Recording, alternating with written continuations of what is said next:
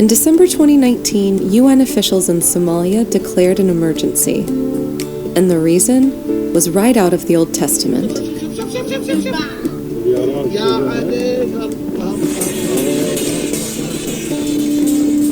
Locusts. Now, we don't call these emergencies lightly. We have to kind of make sure it's going to be an emergency. You can't cry wolf, it's really dangerous. But Somalia wasn't alone. The emergency declaration there also signified growing trouble across East Africa and in areas as far away as India. Despite increasing equipment and monitoring efforts, the first wave destroyed thousands of hectares of pasture and crops. Ni kama isitatuharibia kabisa, tutakaa njaa tu throughout the year mpaka next year mwezi wa 10 ndio tutapanda. This year mwezi wa 10.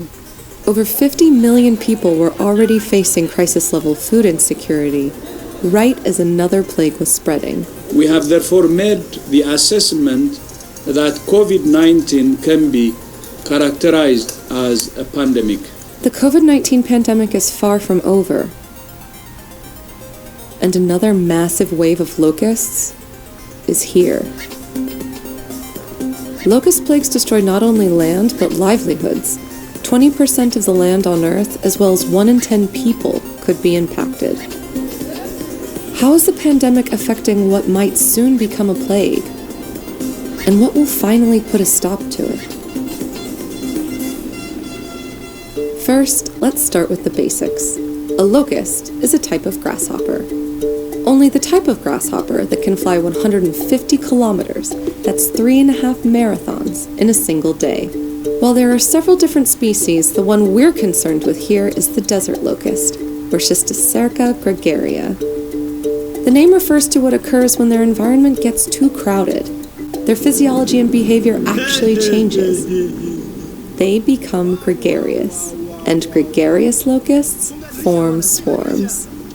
A typical desert locust swarm can contain up to 150 million locusts per square kilometer, consuming the same amount of crops in one day as 35,000 people. Swarms need months of favorable conditions and several successive breeding cycles to happen in order to become plagues.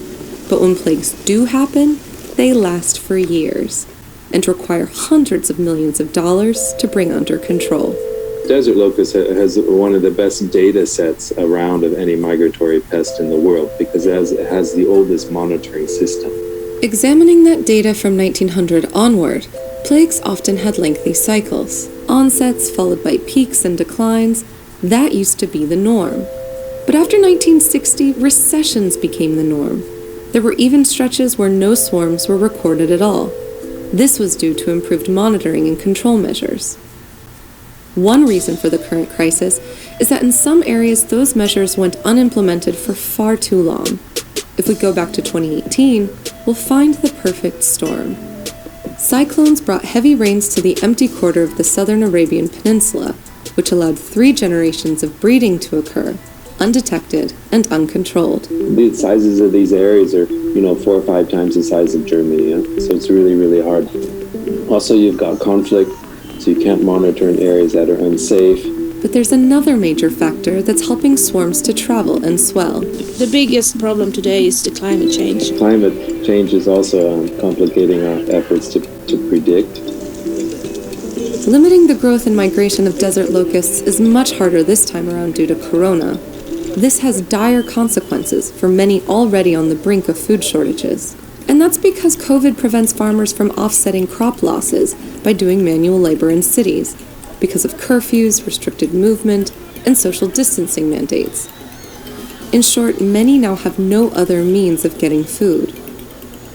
COVID measures also impact how locals are trained to eradicate them. You can't do the traditional training anymore, really, so you have to find kind of new ways to do training at social distancing and using video and, Skype. But it's that very training, particularly on how to use pesticides, that is the most effective way to stop them. Some unusual alternatives were considered until China ultimately decided against sending ducks to Pakistan to solve the problem, and for good reason. The traditional methods, like integrated pest management, these work fine in farmers' fields against sedentary pests, seasonal pests that aren't migrating around.